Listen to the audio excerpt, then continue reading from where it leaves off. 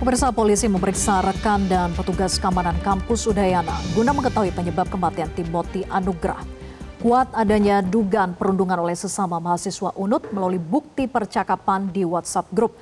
Untuk membahasnya kita telah terhubung dengan Aris Adi Laksono, Komisioner KPAI. Selamat siang, Mas Aris. Selamat siang, Mbak. Ya, Mas Aris, dari beberapa penggalan percakapan di WhatsApp Group itu berbunyi nanggung banget kok bunuh diri dari lantai 2 ya. Nah, ini menjadi salah satu bukti percakapan yang terungkap. Menurut KPAI, apakah ucapan tidak empati demikian bisa menjadi salah satu sebetulnya bukti petunjuk bagi pihak kepolisian untuk mengungkap penyebab kematian dari Timothy? Iya, yang pertama tentu terkait kasus Timothy, ini perlu diketahui umurnya sudah di atas 18 tahun ya. Tentu KPAI wewenangnya adalah untuk anak yang maksimal umurnya 18 tahun ya, seperti itu.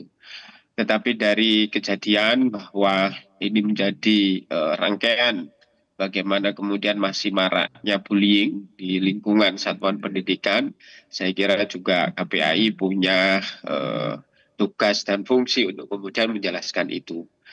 Saya kira terkait bagaimana misalkan spesifik ya, terkait bunyi chat tadi, yang tentu itu kemudian bisa berimplikasi ya, bagaimana kemudian mempengaruhi situasi mental orang yang membacanya atau orang yang menerimanya sebagai sebuah bentuk tantangan, sebagai sebuah bentuk sindiran dan seterusnya. Nah, untuk bagaimana kemudian itu menjadi bukti apakah ada unsur-unsur pidana di dalamnya, saya kira perlu didalami dari perspektif linguistik kan begitu, dari perspektif bahasa untuk kemudian mengetahui pada tekanan-tekanan redaksi yang mana atau kata-kata yang mana yang kemudian itu berpengaruh secara psikis ya terhadap korban sehingga melakukan hal-hal yang fatal sehingga kemudian dia merasa terdiskriminasi ya, tersudutkan dan lain sebagainya seperti itu.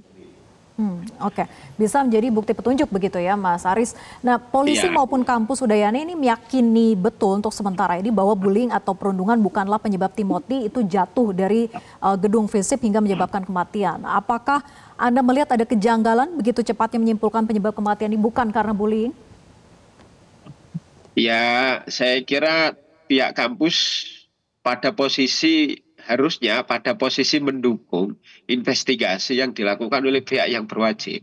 Karena dalam pembuktian tentu ada pihak yang berwajib untuk kemudian lebih punya tusi ya untuk kemudian mendalami itu sehingga dengan alat-alat bantu yang komprehensif ya kan, alat-alat bantu psikologi forensik, alat bantu visum et spectrum atau bentuk-bentuk visum yang lain, saya kira ini akan kemudian lebih bisa mengurai apa yang menjadi motif sesungguhnya dan kepolisian atau pihak yang berwajib punya wewenang itu dan tinggal menjalankan wewenangnya dan memaksimalkan daya dukung yang dimiliki dan kampus saya kira harus terbuka, kampus harus kemudian mendukung proses-proses untuk bagaimana menggali motif yang sesungguhnya. Ya, salah satu yang juga harusnya dilakukan dan bantu untuk diungkap adalah terkait dengan CCTV. Nah, tapi dengan sebagian CCTV di lantai 4 ini justru dilaporkan rusak, Mas Aris. Dan apakah KPI ini akan mendorong misalnya untuk melakukan audit menyeluruh terhadap sistem keamanan kampus karena kondisi ini menghambat tentunya dari sisi pengungkapan fakta? Iya, saya kira kalau kepada objek langsung ya, sekali lagi KPAI jangkauannya kepada anak yang umurnya 18 tahun. Tetapi kalau kemudian dalam konteks penyelidikan, maka sebenarnya apa yang menjadi kebutuhan pihak yang berwajib itu harus kemudian kampus mendukung gitu dan menyediakan.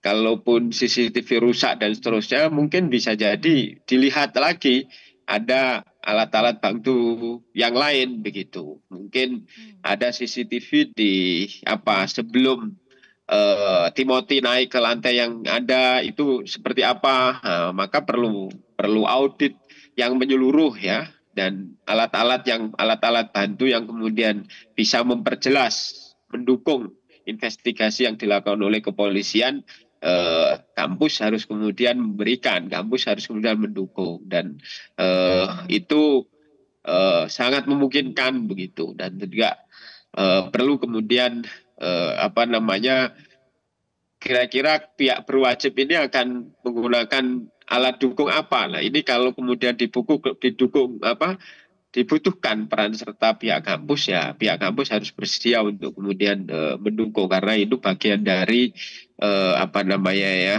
membantu ya, dan itu kewajiban apa namanya, kampus untuk membantu itu. Jangan sampai justru malah nanti terjebak dalam apa namanya, menghalang-halangi ya kan, atau mengkaburkan alat bukti dan seterusnya. Ini menjadi problem nantinya.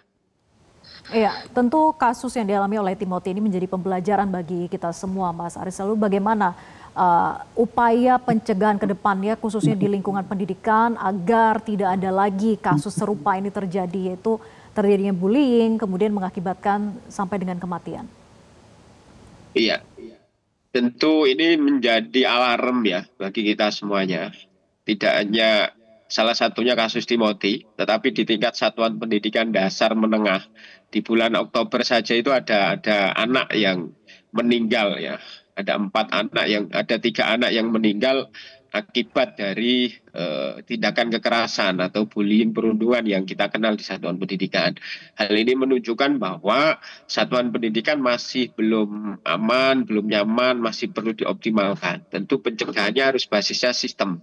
Dalam bentuk apa? Salah satunya tentu ada tim khusus yang menangani pencegahan dan penanganan.